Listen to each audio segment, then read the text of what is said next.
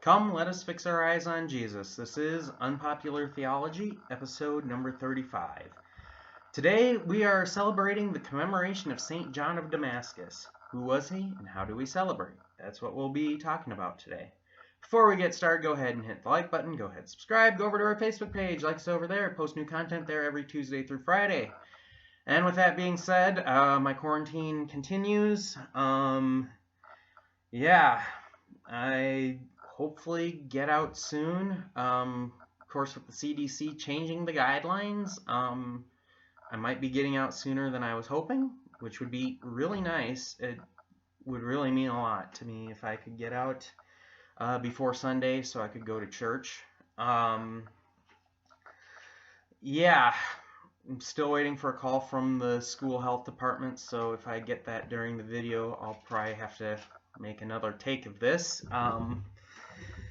Hopefully I get out soon. My roommate who had COVID is back. He's feeling perfectly fine. He is actually in class right now, in person, so lucky him. Another roommate I had had gone out hunting. He now has COVID, so if you could keep him in your prayers, that'd be great. But I wasn't near him when he started feeling symptoms, so I'm fine. Other topics, other announcements. Next week, we're going to be starting our Advent series on, we're going to be doing hymns of the church. So I think next week is O Come, Emmanuel. And it's only 2 weeks. We're only going to do this for 2 weeks of Advent, but that's the only way I can really fit it in. And with that being said, next week is finals week for me, so I will probably pre-record the video and then put it up on YouTube before Friday, so that I can worry about packing and getting home for Christmas break. Defending orthodoxy. This is Unpopular Theology. So John of Damascus was born around 675 in Damascus, hence the name John of Damascus. He gave up an influential position in the Islamic court to devote himself to the Christian faith. So that's a really huge thing. Around 716, he joined a monastery outside of Jerusalem and was ordained a priest. And then probably his biggest legacy is his fight against iconoclasm. So 726, Emperor Leo the Ishtarian, I think that's how it's pronounced, I'm not quite sure, made icons illegal. Now, icons are images. Occasionally I post them on the Facebook page to talk about saints. I did one yesterday for John of Damascus because he is an Eastern saint. It's very popular in the Eastern Church. The West kind of does it sometimes. Lutherans love icons. And basically what it is it's an image of a saint or of Jesus or of whatever, a holy thing or a person. So John resisted arguing for the legitimacy of venerating icons, and he actually died during the controversy. He died in why didn't I write that down?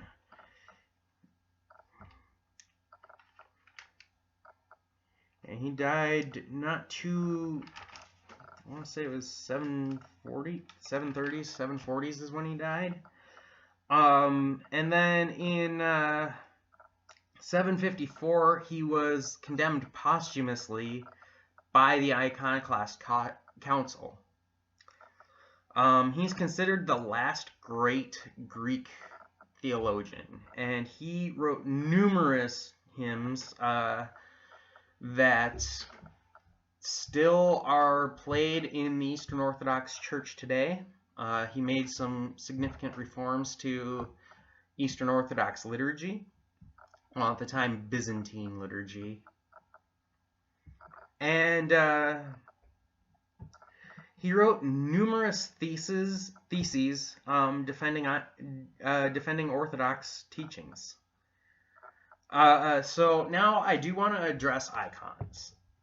So the thing is, so I've already talked about what they are. And the thing is, the saints we celebrate are not perfect people. There's plenty of examples of that all throughout the commemoration calendar. So, like I said, icons are images of saints and Christ and what have you. And the thing is that, so the Lutheran position on icons is that they are good if they point you to the person pointing to Christ. So ultimately, the goal is of an icon or even a statue is to point you to Christ, to make you think about Christ in your devotional life. So with that being said, yes, icons are a good thing. However, the way the East does icons is not so great. They kind of see icons as, if I'm understanding Eastern theology right, they kind of see icons as the person themselves. So they'll like kiss the icons when they walk into a church and whatnot.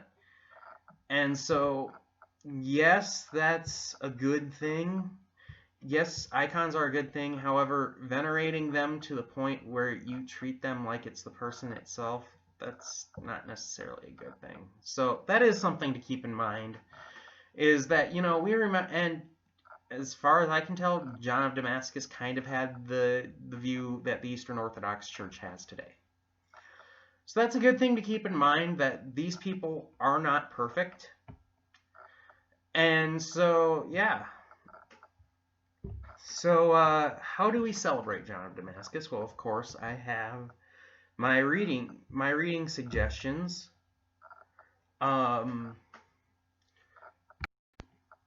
So here are the readings. First, the Old Testament reading. I decided that Exodus 2:11 through 22 is a good one. That's Moses fleeing Egypt into Midian after finding an Egyptian beating a Hebrew, because Moses doesn't count the pleasures of Egypt being nearly as important as service to God.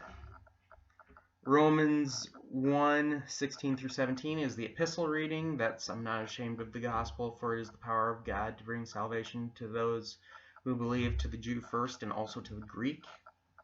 So that is a good verse because John of Damascus was not ashamed of the gospel. He was, in fact, very, very adamant in his defense of the gospel. And then Matthew 16:24 through 27 for the gospel reading. This is the verses where Christ tells his disciples to take up their crosses and follow him. And so we see with John of Damascus, that's what he did. He did not live a comfortable life. He became a monk. He abandoned the glory of being a higher up in the Islamic court for being a monk. Think about that. So, yeah, and of course, there is always the hymn of the day. So, for this, there's really two options. John of Damascus wrote two hymns in the hymnal, and both have to do with the resurrection of Christ. They're both Easter hymns. They're both very good. So, maybe we can remember that, we can remember Christ's resurrection even in December, even during the season of Advent. So option 1 is the Day of Resurrection. That's hymn 478 in the LSB. That's probably the easier of the two to sing. I personally love that song. And then Come Ye Faithful, Raise the String. That's 487. So that's a good one too. I've heard it a few times. And so the thing is that if you're confused on where to find the hymn, just remember there's 4, 7, and 8 in there. And remember 4's first, and you'll find one of the 2 hymns. So yeah, we remember St. John of Damascus for his defense of orthodoxy, little o orthodoxy, by the way, and for his sacrifice in becoming a Christian. So yeah, that pretty much wraps it up this week. Next week, we're going to be talking about the Advent hymn, O Come Emmanuel. We'll be reading the lyrics of the hymn and talking about what they mean. So that should be a fun time. So until then, keep your eyes fixed on Jesus.